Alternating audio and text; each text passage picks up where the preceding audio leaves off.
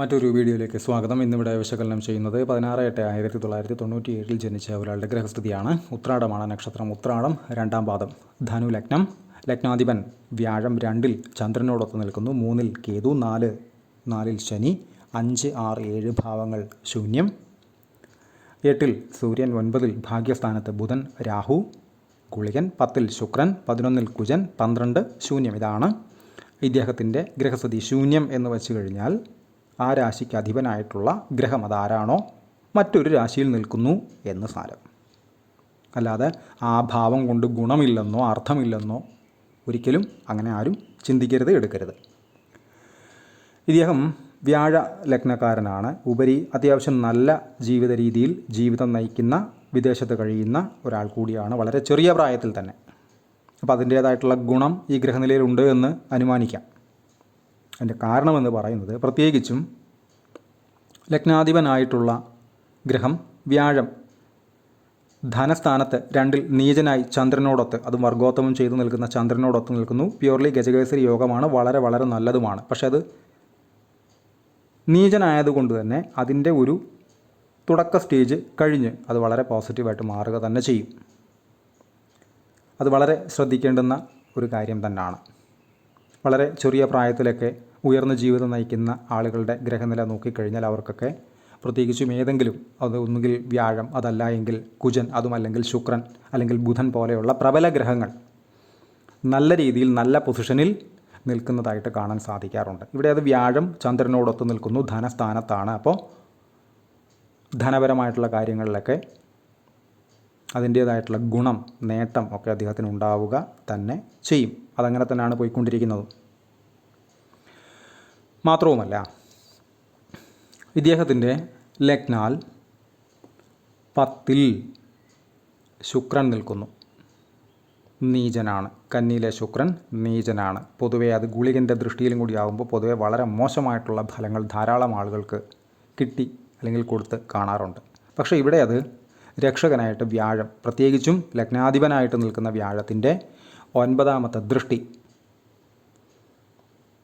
തൊഴിൽ സ്ഥാനമായിട്ടുള്ള 10ലേക്ക് എന്ന് വെച്ചാൽ ശുക്രൻ നിൽക്കുന്ന ഇടത്തേക്ക്, ഗുളികൻ്റെ ദൃഷ്ടി വരുന്ന ഇടത്തേക്ക് വന്നു. വളരെ വളരെ നല്ലത് തന്നെയാണ്. വിദേശ യാത്രകളുമായി ബന്ധപ്പെട്ട്, വിദേശ രാജ്യങ്ങളുമായി ബന്ധപ്പെട്ട് സ്ഥിരമായി ജോലി ചെയ്യുന്നതിനുള്ള അവസരങ്ങൾ, ഒരു സ്ഥലത്ത് നിന്ന് മറ്റൊരു സ്ഥലത്തേക്ക് ക്രമത്തിൽ, പല രീതിയിൽ, രൂപത്തിൽ, ഭാവത്തിൽ, സമയം കഴിഞ്ഞുള്ള പ്രവർത്തനങ്ങൾ, ഉറക്കമൊഴിച്ചുള്ള പ്രവർത്തനങ്ങളൊക്കെ അതിൻ്റെ ഭാഗം തന്നെയാണ്. ശനിയുടെ 7ാം ദൃഷ്ടിയും ശുക്രന് വരുന്നുണ്ട്. പക്ഷേ വ്യാഴത്തിൻ്റെ ദൃഷ്ടി ഉള്ളത് കൊണ്ട് തന്നെ തൊഴിൽ സംബന്ധമായിട്ടുള്ള അഭിവൃദ്ധി ഫലം തന്നെയാണ്. അങ്ങനെ തന്നെയാണ് അദ്ദേഹം ജീവിക്കുന്നത്. അതേപോലെ തന്നെ ഇത്തരക്കാർക്ക് പൊതുവേ വ്യാഴമൊക്കെ ചന്ദ്രനോടൊത്തൊക്കെ നിന്ന് കഴിഞ്ഞാൽ ഒരു ഗുരുഭക്തി, മാതൃഭക്തിയൊക്കെ ധാരാളമായിട്ട് കണ്ട് വരാറുണ്ട്. പിതാവിനോടുള്ള പ്രത്യേകം സ്നേഹം, കരുതൽ, കാര്യങ്ങളെല്ലാം തന്നെ. സൂര്യൻ നിൽക്കുന്ന രാശിയുടെ അധിപൻ കൂടിയാണ് ഇവിടെ ചന്ദ്രൻ എന്ന് പറയുന്നത്. അപ്പോൾ ഇദ്ദേഹത്തെ സംബന്ധിച്ച്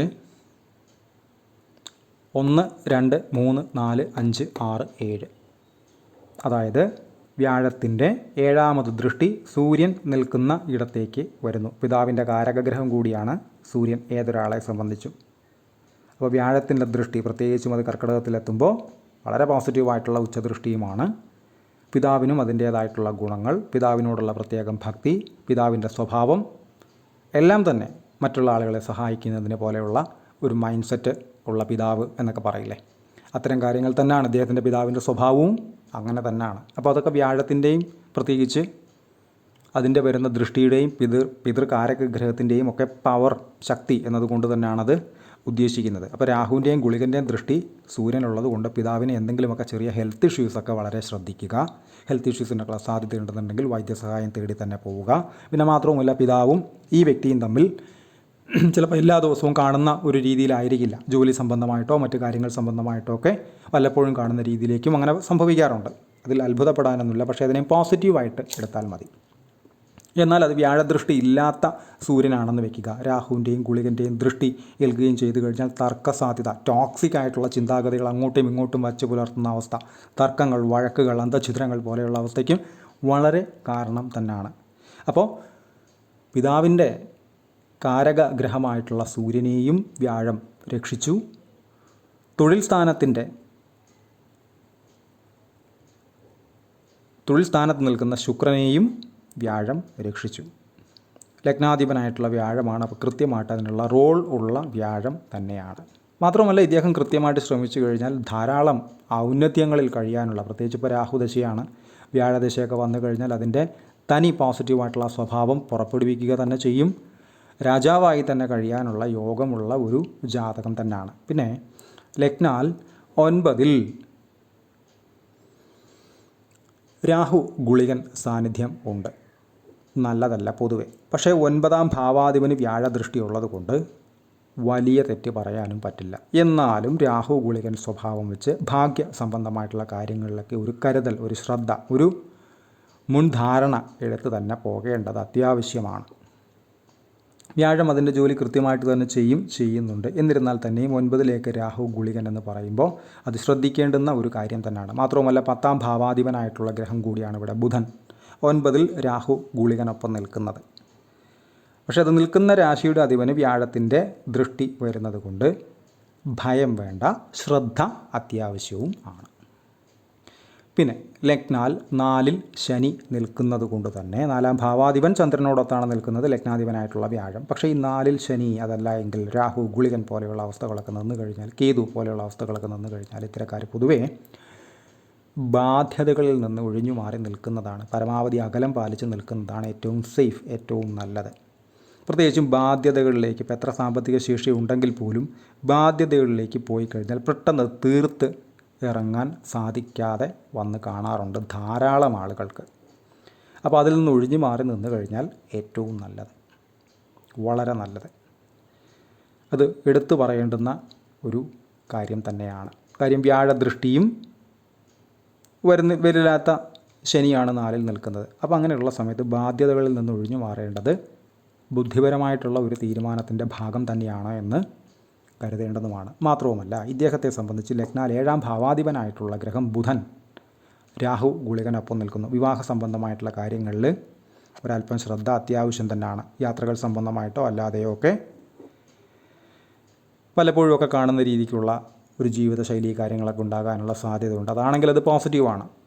പക്ഷേ അതല്ലാത്ത പക്ഷം രാഹു ഗുളികൻ 7ാം ഭാവാധിപനെ പിടിച്ചു വെച്ചിരിക്കുന്നു എന്ന് പറയുമ്പോൾ അത് വിവാഹ സംബന്ധമായിട്ടുള്ള ബുദ്ധിമുട്ടുകളെയും കാണിക്കുന്നുണ്ട്. പ്രത്യേകിച്ച് രാഹു ദശയിലേക്ക് അതിന് വേണ്ടുന്ന മുൻകരുതലുകൾ, ചെറിയ തർക്കങ്ങളൊക്കെ ഉണ്ടായിക്കഴിഞ്ഞാൽ അത് അപ്പോഴേക്കപ്പോഴും പരിഹരിച്ചു പോകുന്നതിന് വേണ്ടുന്ന മേൽനോട്ടം മുതിർന്നവർ കാണിക്കേണ്ടതാണ്. മാത്രവുമല്ല ഈ ബുധൻ രാഹു ഗുളികൻ കോമ്പിനേഷൻ തന്നെ പൊതുവെ ഏത് പൊസിഷനിൽ നിന്നാലും അത് വളരെ ശ്രദ്ധിക്കേണ്ടതാണ്. ഇവിടെ അത് ഭാഗ്യസ്ഥാനത്ത് തന്നെയാണ് നിൽക്കുന്നത്. എന്നാൽ അവിടെയും ആശ്വാസം എന്ന് പറയുന്നത് ഈ ബുധൻ നിൽക്കുന്ന രാശിയുടെ അധിപനെ വ്യാഴം വീക്ഷിക്കുന്നുണ്ട് എന്നത് വളരെ ആശ്വാസകരമായിട്ടുള്ള ഒരു കാര്യം തന്നെയാണ്. അപ്പോൾ അതൊരു ശ്രദ്ധിക്കേണ്ടുന്ന കാര്യമാണ്. വിവാഹ സംബന്ധമായിട്ടുള്ള കാര്യങ്ങൾ, വിവാഹശേഷമുള്ള കാര്യങ്ങൾ, ഭാഗ്യ സംബന്ധമായിട്ടുള്ള കാര്യങ്ങൾക്ക് ഒരു ശ്രദ്ധ, ജാഗ്രത എപ്പോഴും ഏത് ദശയിലും ഏത് അപഹാരത്തിലും അത്യാവശ്യം തന്നെയാണ് എന്ന് തിരിച്ചറിയുക. പിന്നെ 5ാം ഭാവാധിപൻ കൂടിയാണ് ഇവിടെ കുജൻ. 11ൽ ലാഭസ്ഥാനമായിട്ടുള്ള 11ൽ നിൽക്കുന്നു. നല്ലതാണ്. ലാഭ ചിന്തകൾ, ലാഭം നേടുന്ന ചിന്തകൾ, പ്രശസ്തി വഴി അല്ലെങ്കിൽ അത്തരം കാര്യങ്ങളുമായി ബന്ധപ്പെട്ട് ലാഭം നേടുന്ന ചിന്തകൾ ഉണ്ടാവുകയും അതിലേറിയ പങ്കും വിജയിക്കുകയും ചെയ്യും. എന്നിരുന്നാൽ തന്നെ ഈ ഭാഗ്യ സംബന്ധമായിട്ടുള്ള കാര്യങ്ങൾക്ക് കൃത്യമായിട്ടുള്ള ഒരു മുൻകരുതൽ എടുത്ത് തന്നെ വേണം ഇത്തരക്കാരെ പോകാനായിട്ട്. ഇദ്ദേഹത്തിൻ്റെ ദശകൾ എടുത്തു കഴിഞ്ഞാൽ സൂര്യദശയിലാണ് ജനനം. ഉത്രാടമാണ് നക്ഷത്രം. 2001 വരെ സൂര്യൻ, അതിനുശേഷം 10 കൊല്ലം ചന്ദ്രൻ, അതിനുശേഷം 7 കൊല്ലം കുജൻ അഥവാ ചൊവ്വ, 2018 വരെ. ശേഷമാണ് രാഹു.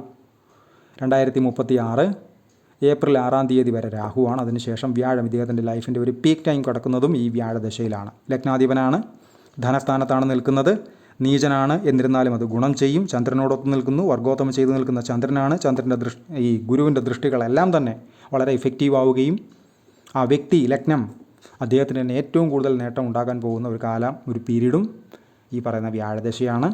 അപ്പോൾ ഉള്ളിലുള്ള നന്മ കൃത്യമായിട്ട് തന്നെ കാത്തു സൂക്ഷിച്ച് മുന്നോട്ട് പോവുക, ശുഭാപ്തി വിശ്വാസത്തോടെ തന്നെ മുന്നോട്ട് പോവുക. വ്യാഴദശയ്ക്ക് ശേഷം ശനി, ബുധൻ എന്നീ ക്രമത്തിലാണ് അദ്ദേഹത്തിൻ്റെ ദശകൾ കടന്നു വരിക. അതിൽ തന്നെ രാഹുവിൽ ബുധനാണ് ഇപ്പോൾ 23/2026 തൊട്ട് 6/10/2022 വരെ രാഹുവിൽ ബുധൻ എന്ന് പറയുമ്പോൾ രാഹു ഗുളികൻ ബുധൻ ഒരൊറ്റ രാശിയിലാണ് നിൽക്കുന്നത്. വളരെ ശ്രദ്ധിക്കേണ്ടുന്നൊരു സമയം തന്നെയാണ്. അബദ്ധങ്ങളൊക്കെ പറ്റുന്നില്ല. എടുത്തുചാട്ടങ്ങൾ ഒഴിവാക്കുക. പ്രത്യേകിച്ച് വിവാഹ സംബന്ധമായിട്ടുള്ള കാര്യങ്ങളിൽ തർക്കങ്ങളുണ്ടെങ്കിൽ അത് പരമാവധി വേഗം പരിഹരിച്ച് പോകേണ്ടുന്ന കാര്യങ്ങൾ ചെയ്യുക. മാത്രവുമല്ല ചെയ്യുന്ന എല്ലാ കാര്യങ്ങളിലും അബദ്ധങ്ങൾ പറ്റുന്നില്ല എന്ന് ഒരു ധാരണ ഉറപ്പ് വരുത്തിയ ശേഷം മാത്രമേ മുന്നോട്ട് പോകാവൂ. ഈ രാഹു ഗുളികൻ അബദ്ധം വരുത്തുന്നതിൽ, അതല്ല എങ്കിൽ തെറ്റായിട്ടുള്ള തീരുമാനം എടുപ്പിക്കുന്നതിൽ അഗ്രഗണ്യരാണ്. അപ്പോൾ അത് വളരെ ശ്രദ്ധിക്കേണ്ടുന്ന ഒരു കാര്യം തന്നെയാണ്. എല്ലാ കാര്യങ്ങളും ഒരല്പം വേഗത കുറച്ച് ചിന്തകൾക്ക് പ്രാധാന്യം കൊടുത്ത് മുന്നോട്ട് പോകേണ്ടുന്ന ഒരു സമയമാണിത് എന്ന് അർത്ഥം. പെയ്ഡ് കൺസൾട്ടേഷൻ ആവശ്യമുള്ള ആളുകൾക്ക് ഈ നമ്പറിൽ കോൺടാക്റ്റ് ചെയ്യാവുന്നതാണ്. കോൺടാക്ട് ഡീറ്റെയിൽസ് ഡിസ്ക്രിപ്ഷനിൽ കൊടുത്തിട്ടുണ്ട്. ഇത്തരം വീഡിയോസ് ഇനിയും തുടരും. നന്ദി.